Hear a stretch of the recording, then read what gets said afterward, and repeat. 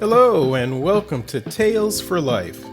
In each episode of this podcast, we'll explore a folk or fairy tale from a different culture or region and discover the life lessons, values, and morals they offer that we can use today. Join me on the journey through the magical and meaningful world of folk and fairy tales.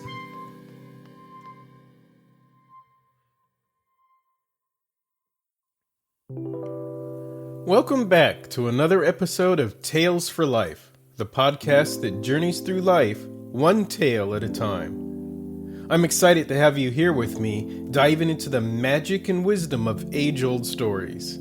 Today, we're exploring a French tale that underscores a valuable life lesson, one that is as relevant today as it was when it was first told. So, without further ado, let's dive into this episode titled, What You Have is Usually Enough. It's easy to overlook the blessings we have in our day-to-day lives. Often we find ourselves yearning for something more or different, forgetting that the true value lies in what we already possess. Appreciating what we have not only brings contentment, but also enriches our lives by fostering gratitude. When we recognize and cherish our current blessings, we build a foundation of happiness and fulfillment that no external factors can easily shake. Moreover, the act of appreciating what we have can transform our perspective and our interactions with the world. It encourages us to be present, mindful, and thankful, leading to a more positive outlook on life. This mindset can help us navigate challenges with resilience and grace, knowing that our true wealth lies in the simple, everyday moments and the people who matter most to us. A topic as important as this naturally has a tale to illustrate it, and this French story vividly illustrates the consequences of failing to appreciate what we have, and serves as a powerful reminder to treasure our everyday paradise. So sit back, relax, and join us on this journey through a tale that has stood the test of time, A Lost Paradise.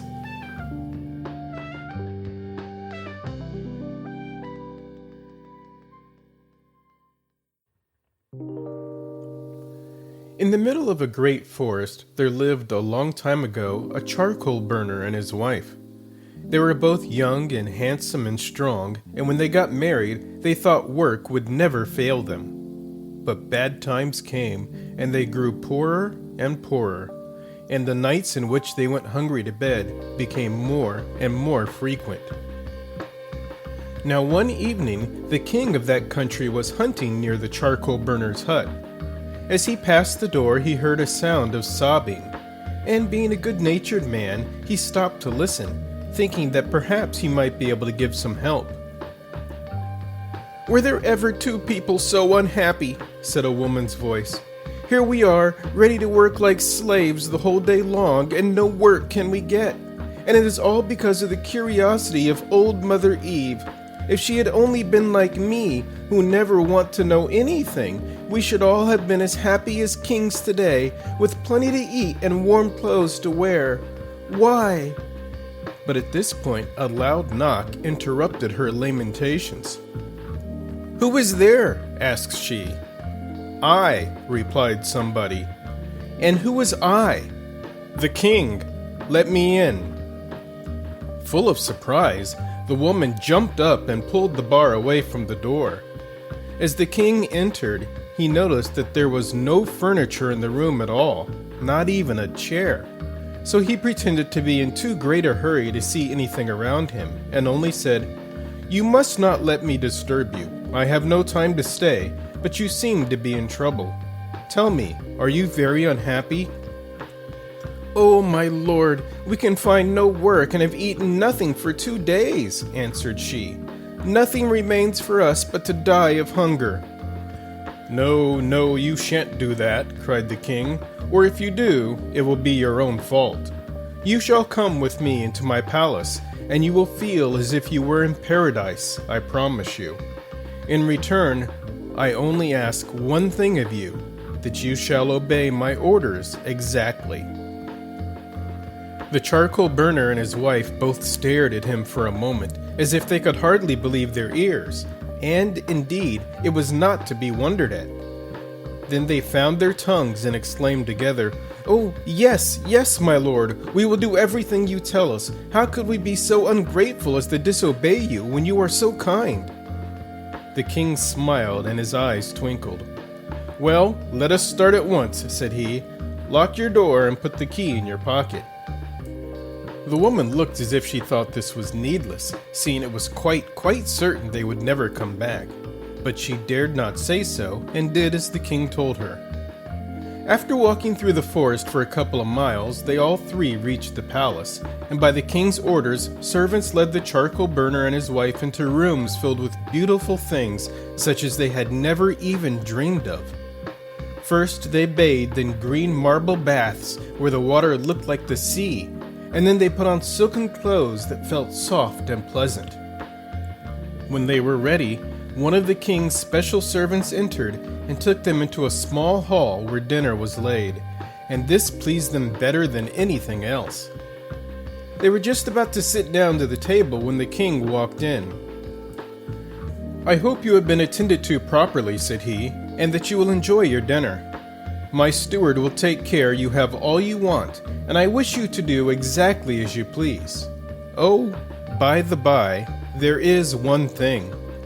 You notice that soup tureen in the middle of the table? Well, be careful on no account to lift the lid. If once you take off the cover, there is an end of your good fortune." Then, bowing to his guest, he left the room. "Did you hear what he said?" inquired the charcoal burner in awe-stricken voice.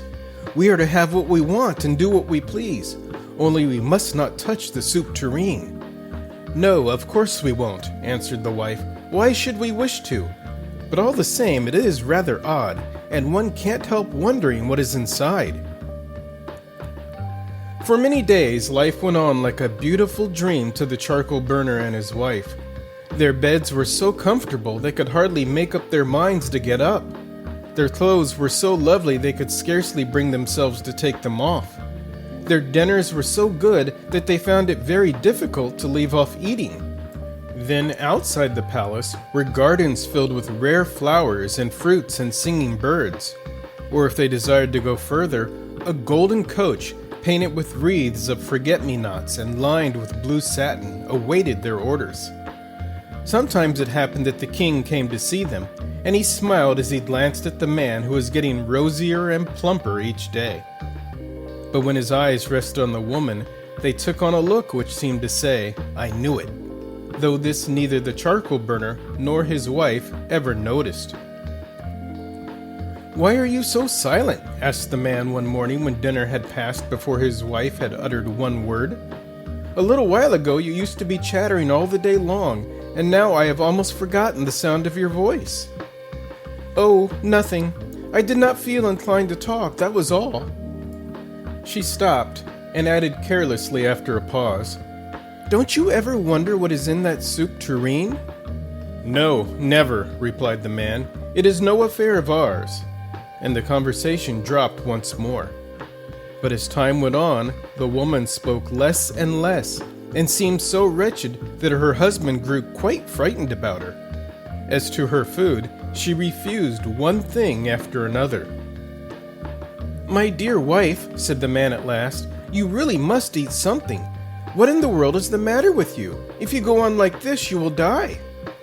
"I would rather die than not know what is in that tureen," she burst forth so violently that the husband was quite startled. "Is that it?" cried he. "Are you making yourself miserable because of that? Why, you know we should be turned out of the palace and sent away to starve." "Oh, no, we shouldn't. The king is too good-natured. Of course he didn't mean a little thing like this. Besides, there is no need to lift the lid off altogether. Just raise one corner so that I may peep. We are quite alone, nobody will ever know." The man hesitated. It did seem a little thing, and if it was to make his wife contented and happy, it was well worth the risk. So he took hold of the handle of the cover and raised it very slowly and carefully while the woman stooped down to peep. Suddenly, she startled back with a scream, for a small mouse had sprung from the inside of the tureen and had nearly hit her in the eye. Round and round the room it ran, round and round they both ran after it, knocking down chairs and vases in their efforts to catch the mouse and put it back in the tureen. In the middle of all the noise, the door opened, and the mouse ran out between the feet of the king. In one instant, both the man and his wife were hiding under the table, and to all appearance, the room was empty. "You may as well come out," said the king, "and hear what I have to say." "I know what it is," answered the charcoal burner, hanging his head. "The mouse has escaped." "A guard of soldiers will take you back to your hut," said the king. "Your wife has the key." "Weren't they silly?" cried the grandchildren of the charcoal burners when they heard the story. "How we wish that we had had the chance. We should never have wanted to know what was in the soup tureen."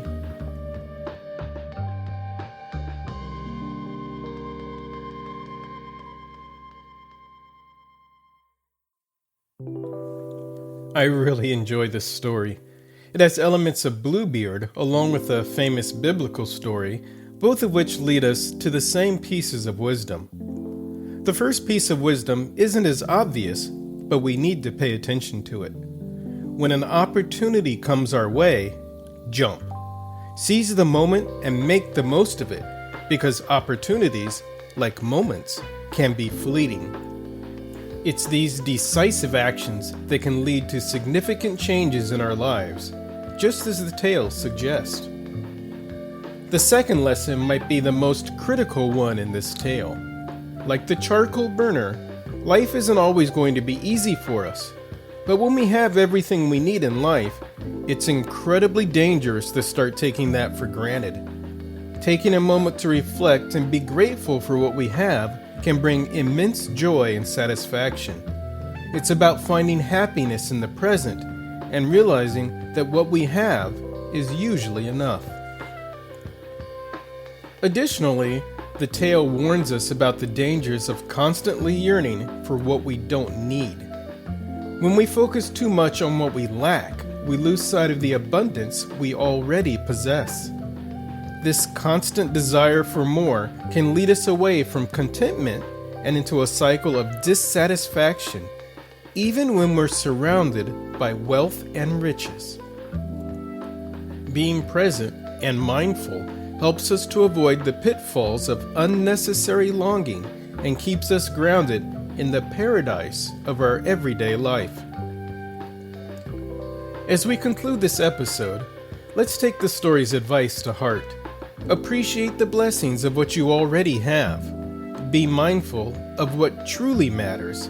And remember that the power to change your life, for good or bad, lies within you. Thank you for listening to Tales for Life. I hope you enjoyed this episode and that you'll join me for the next one. Until then, keep appreciating your everyday paradise and striving to make the most of each moment.